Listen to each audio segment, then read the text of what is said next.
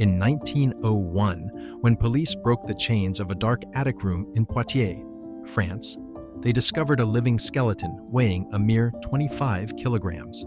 She was found clinging to life amidst filth, waste, rotting food, and insects, having spent a quarter of a century completely cut off from the light of day. This tragic woman was Blanche Monnier, a once celebrated socialite, renowned for her extraordinary beauty and aristocratic lineage. For over a century, history has passed down a familiar script, a tale of a cruel mother who locked away her own daughter to stop her from marrying the wrong man. But if you peel back the layers and look deeper beneath the surface, you will realize this tragedy was never that simple. Blanche was not merely the victim of a mother's rage. She was systematically erased from society because she had become a glitch in the system, a piece of family property that could no longer maintain the flawless perfection required to ornament her family's reputation. This very perspective raises a completely different question about the true nature of the case. Did the cage imprisoning Blanche truly begin with an iron padlock, or had it already tightened around her from the moment she was born? Be sure to hit like and subscribe, because the journey to uncover the case file of Blanche Monnier right now will completely change how you view so-called aristocratic dignity. To understand why Blanche Monnier was pushed into the horrific tragedy of being imprisoned for 25 years in that terrifying attic, we must travel back in time to the mid-19th century, where everything began with a facade that could not have been more perfect. Blanche was born in 1849 into one of the wealthiest and most conservative upper-class families in the city of Poitiers. The Monnier family was the absolute blueprint for success and respectability at the time. Her father was a highly prestigious scholar who had served as the dean of the local faculty of letters.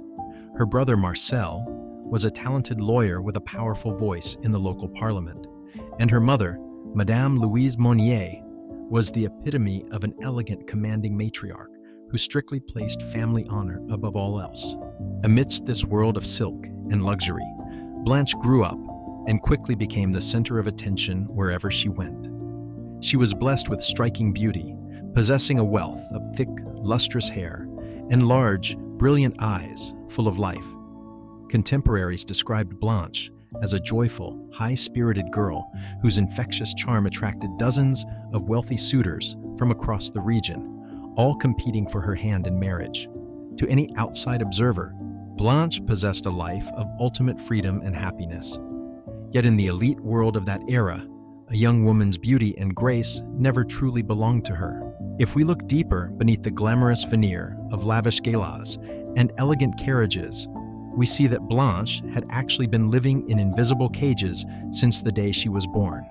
The Napoleonic civil code of that era stripped women of nearly all legal autonomy, rendering them entirely dependent on male authority, from their fathers to their future husbands.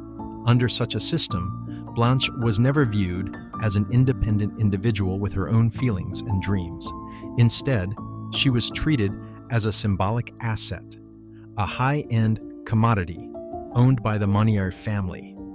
Her entire worth was calculated by whom she would marry and how much power and prestige that alliance would inject into the family lineage. To put it bluntly, high society back then did not love or cherish women like Blanche for who they were as human beings. They were merely exploiting a woman's symbolic value to serve their own class ambitions. Every step she took, every smile she gave, every gown she wore, and even her very chastity had to serve a pre-written script. Her life before the age of 25, despite being bathed in luxury and public adoration, was in reality just a highly sophisticated form of confinement, a gilded cage, nothing more and nothing less. Blanche would remain the precious gem coddled by her family only as long as she played her part as the obedient, pure, and useful daughter who maintained their social standing. But the ultimate tragedy of a gilded cage is that it remains beautiful only as long as the occupant does not try to tear it down. And the brutal turning point arrived when the crown jewel of the Monnier family decided to break character, single-handedly ripping apart the perfect tapestry her mother had spent a lifetime weaving. The facade began to fracture between 1874 and 1876, just as Blanche was turning 25. While her family was anticipating a strategic high society marriage to elevate their status, Blanche fell deeply in love with a man named Victor Calmel. In the eyes of Louise Monnier, this relationship was an unmitigated disaster. Victor Calmel was merely a provincial lawyer, significantly older than Blanche, financially broke, and entirely devoid of social standing. Compounding the issue, for a strictly conservative Catholic family like the Monnier, Calmel was a Protestant. In the rigid social hierarchy of 19th century France, an interfaith marriage of this kind could instantly sever aristocratic ties and irreparably destroy a family's reputation. Blanche fiercely rebelled to defend her love, and it was this exact defiance that triggered a catastrophic chain reaction. However, if we dig into the archives of the later trial, we discover a reality far more complex than a simple story of a forbidden romance. Testimonies from witnesses and physicians reveal that Blanche had actually exhibited signs of severe mental instability since her teenage years, long before her affair with Victor Calmel ever began. She had a history of erratic behavior and psychological crises that the family went to great lengths to hide. When you combine these two elements, a relationship that violated class boundaries and a mind that was actively fracturing, Blanche officially became a system error in the Monnier family's perfect machinery. She was no longer a diamond to be displayed. She had become a ticking time bomb threatening the respectable mask her family wore. The crucial point here is that the Monnier family did not suddenly transform into monsters overnight. They were simply executing, in the most thorough and extreme way, the cold logic of their social class. If something cannot be used to show off, it must be hidden away. To them, admitting to the world that they had a mentally ill daughter, or one who was dead set on marrying a penniless lover, would be a devastating blow to their aristocratic pride. Caught between trying to understand and heal their child or protecting their social standing, Louise Monnier made a choice that perfectly reflected the dark soul of high society. In 1876, Blanche Monnier completely vanished from public life. The family spread rumors that she had gone missing or eloped, leaving her lover, Victor Calmel, to live out his days in solitude. No one could have guessed that Blanche was still inside her own home, though her status had shifted completely, from a pampered heiress to a forbidden secret chained behind an attic door. Yet a larger question arises. How did an initial decision to conceal slide into a brutal 25-year ordeal of physical degradation? To understand the horrific decay of that attic room, we must look at what happens when the mask of aristocracy rots from within, turning loved ones into cold-blooded jailers. Blanche's ordeal was actually split into two distinct phases, and the most catastrophic turning point occurred in 1896, when her longtime nurse passed away.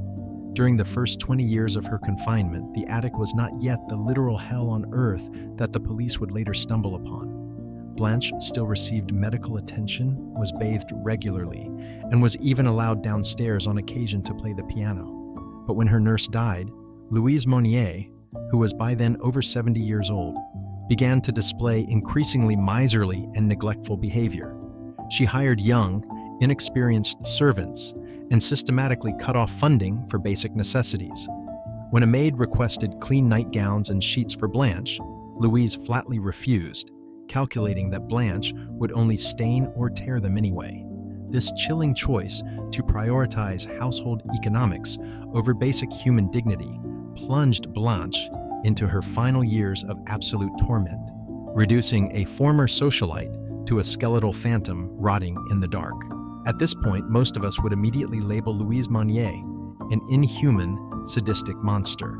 But if we pause and analyze the systemic nature of her social class, the truth is far more terrifying. Louise was not a mad anomaly. She was merely the most loyal executioner of high society's unwritten rules. In that world, when a woman is broken, you do not fix her. You eliminate her from sight.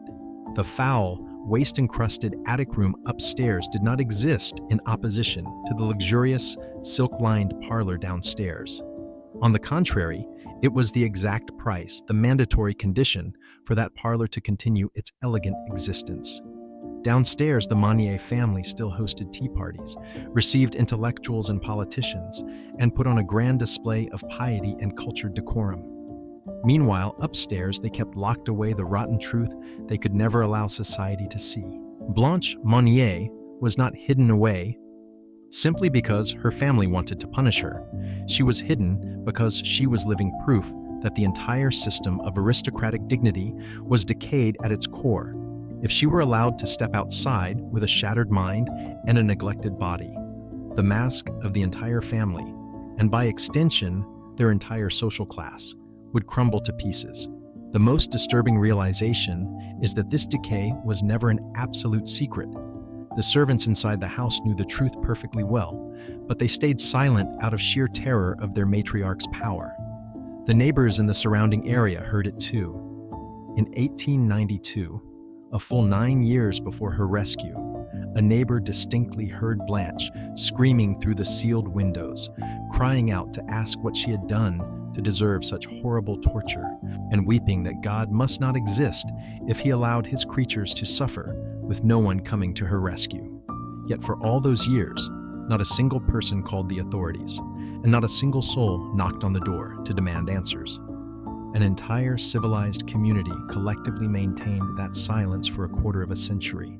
They did so because, in that society, people respected the privacy and prestige of an elite family far more than they valued the life of an individual. They understood the unwritten rules of the upper class, and they chose to look the other way to keep the peace. When the line between familial cruelty and societal indifference completely blurred, Blanche was buried alive right in the heart of a respectable city. But how could such a ruthless mechanism of elimination operate so smoothly, even receiving an invisible layer of protection from the legal system of the time? Looking at the bigger picture, the tragedy of Blanche Monnier was not an isolated historical accident. It was the inevitable output of a brutal mechanism operating beneath the surface of high society. To maintain a flawless class order, the 19th century elite established exceptionally rigid standards for women. Within those parameters, a daughter's value was entirely symbolic. She functioned like a rare painting or a piece of fine jewelry, meant to validate the wealth, morality, and lineage of her family house. But that life of privilege came with a fatal catch. The woman had to maintain absolute perfection according to society's mold at all times. The moment Blanche could no longer perform that role, whether due to the rebellion of her heart or the fracturing of her mind, the system immediately flagged her as a defective product. In the patriarchal and class-driven logic of the era, once an asset lost its utility to elevate the family, it became a dangerous liability. A woman's madness or defiance was viewed as a contagious disease capable of permanently staining a family's honor. Rather than offering empathy or maternal care, the most logical and cold-blooded solution the system offered was to erase her existence from the public square. This mechanism of elimination was heavily reinforced by the laws and culture of the period. The Napoleonic Civil Code of 1804 codified absolute male authority within the household, legally categorizing adult women as minors who possessed no voice and were entirely subject to the whims of their legal guardians. Combined with the ultra-conservative Catholic ideology of the time, the Monnier family's decision to confine Blanche at home rather than sending her to a public asylum was actually their way of enforcing a shadow law to protect their reputation. High society had engineered an invisible legal cage that trapped women from birth, forcing them to choose between being a docile doll in the drawing room or an invisible prisoner in the dark. Consequently, Blanche Monnier's imprisonment was sustained by far more than brick walls or iron chains. It was sanctioned by an entire belief system that inherently devalued a woman's humanity the moment she stepped out of line.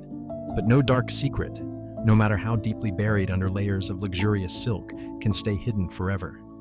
Eventually, it must face the light of day, the judgment of the public, and the absurd loopholes of human justice.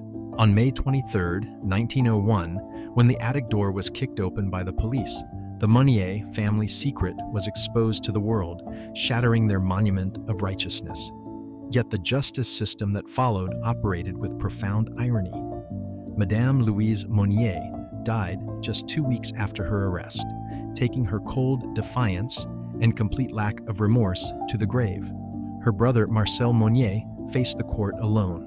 However, utilizing his extensive legal training, he managed his own defense and was completely acquitted during the appeal process. The court arrived at this decision because of an absurd loophole in the French Penal Code at the time. There was no law explicitly requiring a person to rescue an adult family member from neglect. The entire legal system stood effectively powerless, allowing an active accomplice to walk out of the courtroom a free man.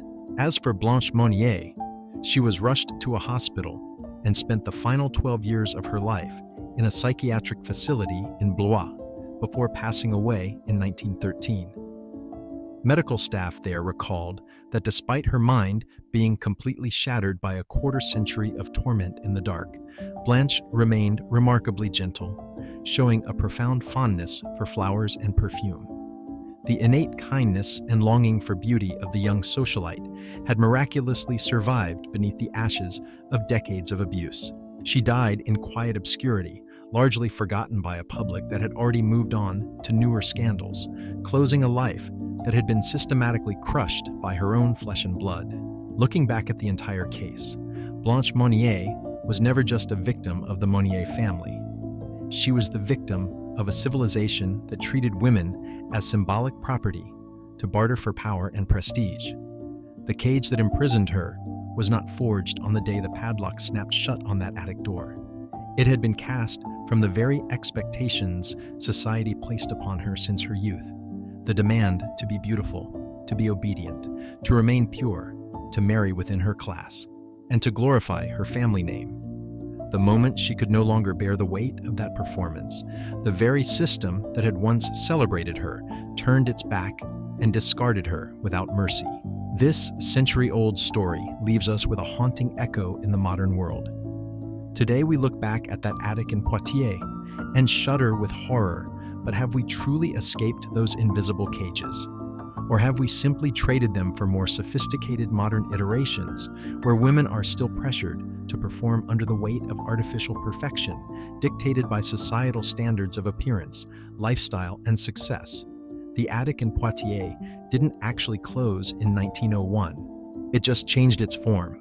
Thank you for walking with us through this deep dive into the darker corners of history.